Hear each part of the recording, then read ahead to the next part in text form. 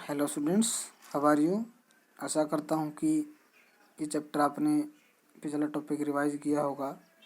अगले टॉपिक की ओर हम चलते हैं, जिसमें है भौगोलिक सूचना तंत्र की क्रियाओं का अनुक्रम कि सीक्वेंस में किस तरीके से हम जीएस की एक्टिविटी को लगाते हैं।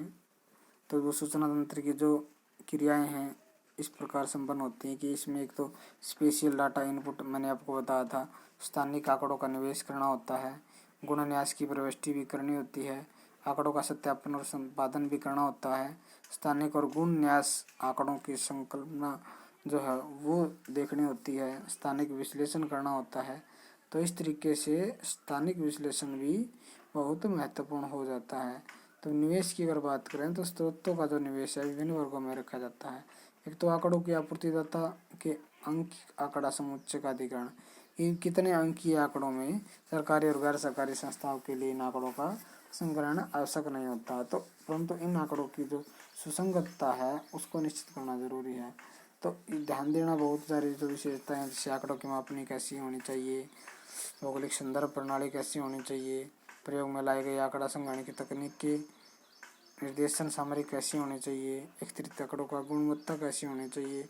तो इन सारी चीज़ों का हमें ध्यान रखना पड़ता है। आंकड़ा की कुछ सावधानियां हैं जो बरतनी होती हैं कि विभिन्न स्रोतों से जो आंकड़े किए इकट्ठे हैं तो उनके समन्वय की कठिनाई आती है।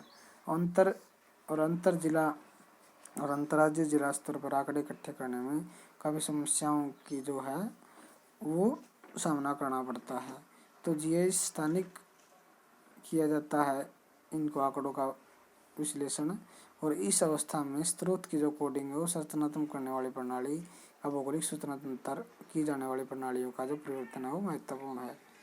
तो इसी तरीके से हस्तनिवेश द्वारा आंकिक आंकड़ों का समुच्चय की रचना भी की जाती है, जिसमें मुख्य 4 अवस्थाएं दी गई हैं। एक तो होती है स्थानिक आंकड़ों का प्रविष्ट करना, कि जो लोकल आंकड़े हैं, स्थानिक आंकड़े हैं, उनको भी शामिल किया जाए। गुणन्यास की प्रविष्टि, कि भी किस प्रकार के गुण हैं, किस प्रकार का उनका एरिया है, न्यास है, उसको भी शामिल किया जाए। स्थानिक और गुण न्यास का सत्यापन हर चीज़ का और संपादन हर चीज़ का करना जरूरी है कि वो सही है या गलत है। जहाँ आवश्यक हो स्थानिक आंकड़ों का गुण न्यास से योजना करना, कि भी किसी भी प्रकार की योजना बनाए बिना हम आंकड़ों का प्रयोग नहीं कर सकते। तो इसके बाद आता है आपका कि भी क्रमबद्ध का प्रयोग भौगोलिक सूचना तंत्र में किस तरीके से करते हैं। इसमें आती है कि भी क्रमबद्ध के रूप में समरूप आंकड़ों का प्रयोग किया जाता है और प्रतिबिंब परिवर्तन करने के लिए इसमें सहायता मिलती है। तो इन रेखपुंज प्रतिबंधों का प्रयोग प्रत्यक्ष रूप से और संसाधित करके किया जाता है, और 2 प्रकार से ये क्रम निवर्षक होते हैं। इस तरीके से प्रथम वे हैं जो आंकड़ों को कम दर्ज करते हैं, दूसरे वे हैं जो इसका प्रचालन और संपूर्ण दस्तावेज में जो क्रमीकरण है उसको करते हैं। गुणन्यास की अगर तो उसमें गुणन्यास में स्थानिक विशेषताओं को परिभाषित किया जाता है कि भी जिसमें भौगोलिक सूचना तंत्र से निपटने की जरूरत होती है। उदाहरणतः एक सड़क का प्राप्त स्पर्शी जो फिक्सल हैं एक रेखा के रूप में होते हैं, रंग चिन्ह और आंकड़े अवस्थित होते हैं। स्थानिक सूचना के रूप में पदार्थ परक सूचनाएं की दिशा में स्थानिक विवरण सहित निवेश के रूप में अलग अलग भंडारण भी किया जाता है। तो इस तरीके से निवेश इन आंकड़ों का किया जाता है। आंकड़ों का सत्यापन और संपादन की अगर बात करें तो होने वाली जो त्रुटियां हैं उनको कम किया जा सकता है, जिसमें कई बार स्थानिक आंकड़े अपूर्ण पूरे नहीं होते, दोहरे होते हैं, स्थानिक आंकड़े गलत मापने पर होते हैं, स्थानिक आंकड़े विपरीत होते हैं डाटा के। तो उस तरीके से उनको संपादन करना भी जरूरी है, सत्यापन करना भी जरूरी है। स्थानिक और गुण न्यास आंकड़ों की संलग्नता की अगर बात करें तो संलग्नता को निम्न 4 रूपों में व्यक्त किया जाता है। कौन सी? एक तो संलग्नता, लिंकेज की अगर बात करें तो संलग्नता जरूरी है भौगोलिक सूचना तंत्र में विभिन्न प्रकार के आंकड़ों का आपस में जोड़ने और उनका संबंध स्थापित करना, एक प्रकार की फाइल जो है प्राइमरी और सेकेंडरी फाइल को तैयार करना।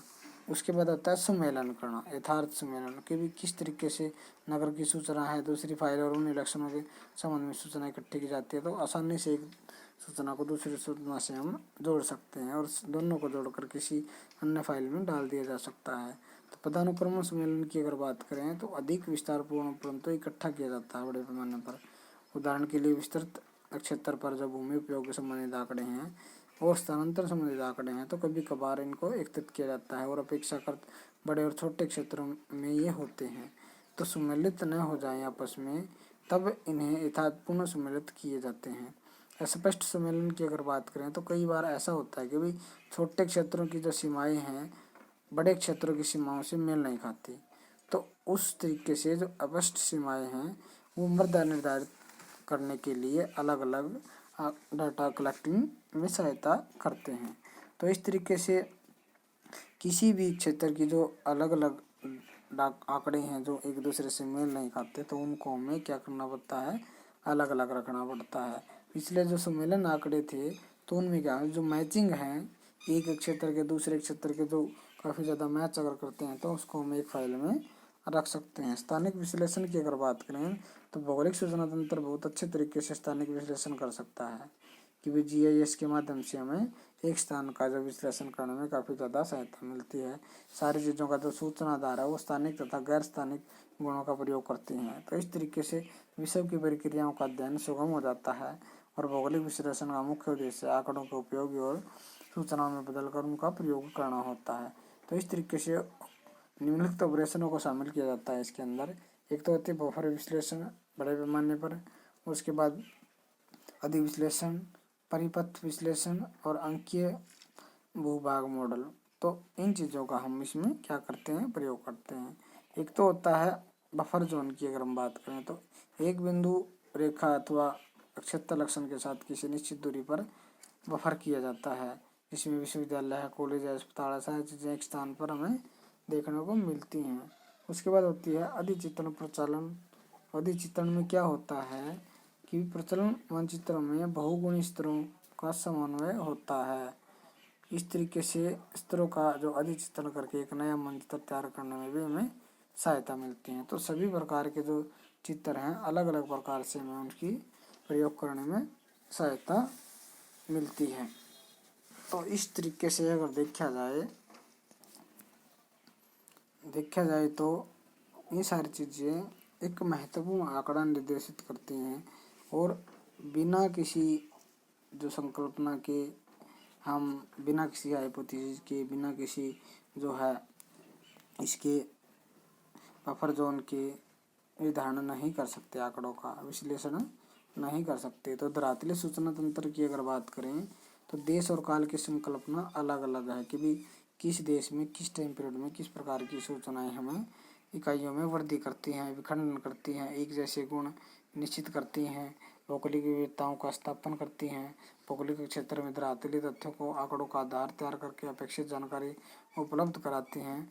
तो उन सारी चीज़ों का धरातलीय सूचना तंत्र के स्थानिक के आधार पर हम धारणा कर सकते हैं कि स्थान के आधार पर। दूसरी होती है काल के आधार पर। काल यानी टाइम पीरियड के आधार पर भी किस साथ साथ समय और काल से भी जुड़ा होता है। कैसे कि भी काल का जो प्रभाव है वो भौगोलिक विषयों में परिवर्तनों पर देखना पड़ता है। भी किस टाइम पे किस प्रकार के परिवर्तन आए हैं, कितने टाइम बाद आए हैं, इन सभी प्रकार के आंकड़ों का विश्लेषण करना, उनका व्यवस्थित करना, संग्रहण करना वो काफ़ी महत्वपूर्ण है। कहा जा सकता है कि वर्तमान में संपूर्ण प्रक्रियाएं तकनीकी सूचना के माध्यम से पूरी की जाती हैं और तकनीकी सॉफ्टवेयर तकनीकी के प्रयोग से ही भौगोलिक सूचना तंत्र कहा जाता है। जियो इन्फॉर्मेशन टेक्निक की अगर बात करें, ऐसा विषय है कि भाई इसमें संपूर्ण प्रक्रिया से संबंधित होता है।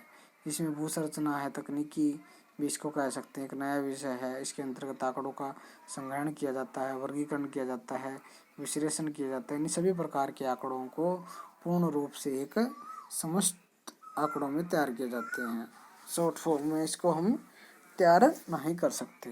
विश्लेषण करने के बाद प्रयोग योग्य आंकड़े लिए जाते हैं। ज्योमेट्रिक की अगर बात करें तो भूसूचक शब्द एक ही समान अर्थ वाले होते हैं। ज्योमेट्रिक का प्रयोग किया जाता है। वैज्ञानिकों के अनुसार ज्योमेट्रिक भू विज्ञान और भू सूचनाएं प्राप्त करने में इसका प्रयोग ज़्यादातर किया जाता है। उसके बाद आती है कि भी भौगोलिक सूचना तंत्र के उद्देश्य हमारे क्या हैं। एक तो कम लागत में काम चल जाता है। मानवीय क्षमता में वृद्धि करने की जरूरत नहीं पड़ती। आंकड़ों का भंडारण और आवश्यक घटनाओं को हटाना और पुनरावर्तित करना पड़ता है। इसके लिए मानवीय क्षमता में भी वृद्धि करनी पड़ सकती है और विभिन्न स्रोतों से जो सूचनाएं प्राप्त होती हैं उसको संगठित करना रखना पड़ता है। आंकड़ों का वितरण संचालन के लिए सकल साधनों की आपूर्ति करनी पड़ती है कि भी अच्छे संसाधन, अच्छे रिसोर्सेज हमारे पास आंकड़ों को इकट्ठा करने के लिए होने चाहिए। उसके बाद प्लानिंग की अगर बात करें जीआईएस की, एक तो बसाव देखना पड़ता है भी किस स्थिति में वस्तु और स्थान का बसाव है, कैसी स्थिति है, तो जीआईएस के माध्यम से उसका विश्लेषण प्राप्त होता है। तो दशा कैसी है, फिजिकल है, मूवमेंट कैसी है, क्लाइमेटिक कंडीशन कैसी है, स्थान और स्थिति के कारण की दशाओं का पता लगाते हैं। प्रवृत्ति कैसी है, ट्रेंड कैसा है, जीआईएस द्वारा पर किसी चर या परिवर्तन को समझा जा सकता है और मानचित्र तत्व घटते क्रम में या बढ़ते क्रम में की जानकारी हमें देते हैं। तो परिवर्तनशीलता को इससे समझा जा सकता है।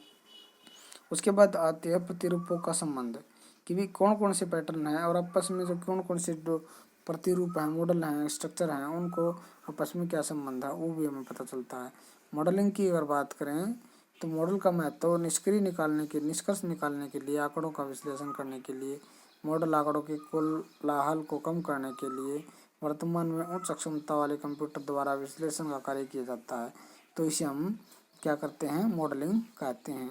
उसके बाद आती है एलिमेंट कौन से हैं सूचना तंत्र के, एक तो हार्डवेयर, उसका दूसरा सॉफ्टवेयर, तीसरा आंकड़े और फोर्थ जो है वो है हमारा लाइवेयर या ह्यूमनवेयर कहते हैं। हार्डवेयर की अगर बात करें जिसके अंदर कंप्यूटर और उससे जुड़े पार्ट आते हैं, प्लेटफार्म आते हैं, तो 3 भागों में इसको बांटा है, मिनी कंप्यूटर, फेम कंप्यूटर और उच्च निश्चितता वाले कंप्यूटर, व्यक्तिगत कंप्यूटर। इसके बाद कंप्यूटर के सारे जो पार्ट हैं वो इसके सबसे महत्वपूर्ण हार्डवेयर का पार्ट है। उसके बाद आती है सॉफ्टवेयर। सॉफ्टवेयर में हम प्रोग्रामों का प्रयोग करते हैं, उसके अंदर प्रयोग होने वाले जितने प्रोग्राम हैं वो सॉफ्टवेयर कहलाते हैं। विभिन्न प्रकार के कार्यों का निर्देश करते हैं। इसमें सिस्टम सॉफ्टवेयर है या एप्लीकेशन सॉफ्टवेयर है। तो सिस्टम सॉफ्टवेयर में क्या होता है कि भाई इसमें जो प्रयुक्त होने वाले जो ऑपरेटिंग प्रोग्राम है वो किसी प्रोग्राम को एक भाषा से दूसरी भाषा में अनुवाद कर देता है। एप्लीकेशन का क्या काम है कि भाई एप्लीकेशन सॉफ्टवेयर के अंतर्गत ऐसे कंप्यूटर प्रोग्राम आते हैं जो उपभोक्ताओं की समस्याओं का भी समाधान करते हैं कि कोई प्रॉब्लम अगर आ जाती है डाटा कलेक्टिंग में या विश्लेषण में तो उसको वो सॉल्व आउट कर देते हैं। आंकड़ों की अगर बात करें तो इसके अंतर्गत विभिन्न स्रोतों से प्राप्त आंकड़ों को रखा जाता है और विभिन्न मापनी और इकाइयों का प्रयोग किया जाता है। तो इस प्रकार से हम जैसे धरातलीय आंकड़े हैं, लाक्षणिक आंकड़े हैं, सुदूर संवेदन के रिमोट सेंसिंग के डाटा है या वैश्विक आंकड़ा आधार है, तो उनका हम प्रयोग इसमें करते हैं। ह्यूमनवेयर की अगर बात करें तो लोगों से जुड़े हुए आंकड़े होते हैं, तत्वों से जुड़े हुए आंकड़े होते हैं, अंककरणी और क्रियावन के लिए उत्तरदायी लोग होते हैं, प्रशिक्षण कर्मचारी होते हैं। तो वो सारी की सारी चीज़ें हमारे पास जरूरी हैं। भौगोलिक सूचना तंत्र की अगर लाभ की अगर बात करें तो बहुत सारे इसमें हम लाभ देख सकते हैं क्योंकि मानचित्र की परंपरागत विधियों की तुलना में ज़्यादा लाभ है कि जो पुरानी जो विधियाँ थी एक दूसरे के ऊपर रखे मानचित्र तैयार किए जाते थे वो अब ज़रूरत नहीं पड़ती, प्लास्टिक शीटों की ज़रूरत नहीं पड़ती। तो बेहतर शीटों की और बेहतर जो है बोझिल प्रक्रिया नहीं लगती, आसान लगती है, बोरियत हो जाती थी पहले, अब ऐसी चीज़ें नहीं हैं। तो आसानी से हम मन लगा के इन सूचनाओं के आंकड़े इकट्ठे कर सकते हैं बिना किसी समस्या के। उसके बाद आती है मानचित्रण सॉफ्टवेयर की तुलना के लाभ कि भी डिजिटल मानचित्र बनाने के लिए जीआईएस के अतिरिक्त अनेक सॉफ्टवेयर लंबे समय से उपलब्ध हैं, लेकिन जीआईएस के एक सॉफ्टवेयर ही नहीं बल्कि उसे बहुत कुछ भी है। वो क्या करता है, आंकड़ों का संयोजन भी करता है, ये डिजिटल आंकड़े हमें देता है, सूचनाएं आंकड़ों के आधार पर जुड़ाव को भी हम शक्तिशाली बना सकते हैं। तो जीआईएस ये सारी सुविधाएं प्रदान करता है और प्रचलित मानचित्र सॉफ्टवेयरों से सर्वाधिक सक्षम भी और साबित भी करता है। सीएडी की अगर तुलना का लाभ देखा जाए तो सीएडी लंबे समय से इसका उपयोग किया जा रहा है। प्रचलित दस्ती जो मैनुअल मानचित्र थे उनका प्रयोग अब कम होता जा रहा है। तो इस तरीके से धरातलीय आंकड़ों का विश्लेषण नहीं किया जा सकता था। यह साफ तौर पर समझ लेना चाहिए कि प्रचलित डिजिटल जो मानचित्रण है, सॉफ्टवेयर है, सीएडी और जीआईएस अलग अलग धरातल पर काम करते हैं, तो अलग अलग क्षेत्र में इसका हम प्रयोग देख सकते हैं। तो आज के ज़माने में अगर बात करें आंकड़ों की, वो आसान है इकट्ठा करना भी और विश्लेषण करना भी। AM और FM की अगर बात करें, इसकी तुलना का लाभ क्या है? विभिन्न प्रकार की सेवाएं और सुविधाएं हमें प्रदान करने में विभिन्न जो कंपनियां हैं वो साथ देती हैं। तो मानचित्रण और प्रबंधन के लिए AM और FM का प्रयोग करती हैं। एक विद्युत प्रदत्त कंपनी की पावर लाइनों को खंभों और ट्रांसफार्मर से जोड़कर आंकड़ों का संग्रहण करने के लिए इसका प्रयोग किया जाता है। तो गुणन्यास में न केवल मॉडल बनाया जा सकता है बल्कि सेवा भी प्रदान यहाँ पर की जा सकती है, जिसको टोपोलॉजी बनाती है, जिसको हम क्या कहते हैं कि भी धरातली संबंधों को परिभाषित किया जाता है। धरातल पर किस प्रकार से एक आंकड़े दूसरे आंकड़े से संबंधित हैं उनको प्रदर्शित इसमें किया जाता है।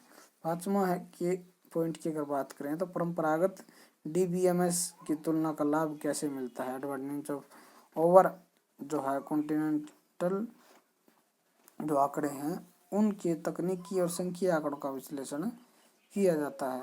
तो भविष्यवाणी करने के लिए, योजनाओं को बनाने के लिए, क्रियान्वयन करने के लिए इसकी आवश्यकता पड़ती है। भी किस प्रकार की घटनाएं हो सकती हैं तो उसकी भविष्यवाणी करने के लिए हमें पहले से पता होना जरूरी है। तो जीआईएस जैसी तकनीक का महत्व स्पष्ट हो जाता है कि भी आंकड़ों और सूचनाओं का भौगोलिक दृष्टि से प्रदर्शन करता है। विश्लेषण और मॉडलिंग, प्रदर्शन और निर्णय लेने की तुलना का लाभ भी हमने देखा कि भी किस तरीके से मॉडलिंग कर सकते हैं, डाटा को इकट्ठा कर सकते हैं, विभिन्न स्रोतों के माध्यम से एक परत से दूसरी परत के ऊपर रखकर सूचनाएं प्राप्त की जा सकती हैं। जीआईएस द्वारा पूरे देश की वस्तु और बिक्री का भी हम आंकड़ा देख सकते हैं। तो इस तरीके से हम जीआईएस का जो प्रयोग है वो किया जा सकता है सतत पोषणीय विकास में, निर्णय लेने में जीआईएस की महत्वपूर्ण भूमिका साबित होती है। तो आसानी से हम जानकारियाँ दे सकते हैं, आंकड़े इकट्ठे कर सकते हैं, विश्लेषण भी कर सकते हैं। तो इस तरीके से आपने देखा कि भी कहाँ पर हम किस तरीके से जीआईएस का प्रयोग करते हैं। तो उसके बाद स्टूडेंट्स इस लेसन के शॉर्ट आंसर टाइप क्वेश्चन हैं, कुछ लॉन्ग आंसर टाइप क्वेश्चन भी यहाँ पर दे रखे हैं जो आपके लेसन में है। रास्टर वेक्टर का जीआईएस के तत्वों के बारे में, हार्डवेयर सॉफ्टवेयर के बारे में, तो उन चीज़ों को आप एक नोट्स के रूप में तैयार करके रिवाइज कीजिए। ओके स्टूडेंट्स, ये लेसन आपका कंप्लीट हो जाता है। अगले क्लास में हम अगला लेसन स्टार्ट करेंगे।